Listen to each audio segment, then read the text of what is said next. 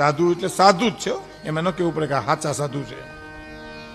એને મને એક વાત કરી, આપને હું કહું જાહેરમાં બધે કહું છું, એટલે મને કે ભીખુદાનભાઈ આ સાંભળજો, કાન ખોલીને વાત સાંભળજો.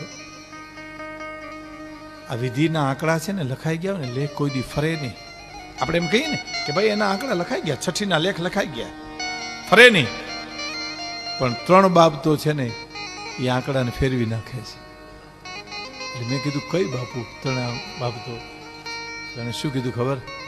કઠણ સાધના તમારી છે ને એ વિધિના આંકડાને ફેરવી નાખે. કઠણ સાધના એ ઉત્તરના દક્ષિણ કરી નાખે.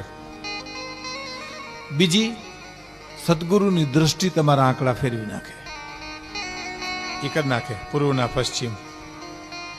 અને ત્રીજો રસ્તો જે મિત્રોને બતાવ્યો ને એ મારે તમને કહેવો છે, માતા પિતાના આશીર્વાદ છે ને એ તમારા આંકડા ફેરવી નાખે. બધા માણસ, મા અને બાપ એમ કે દીકરા તારો હારું થાય છે એટલે નો થવાનું હોય તો થાય, થાય અને થાય. મા અને બાપ.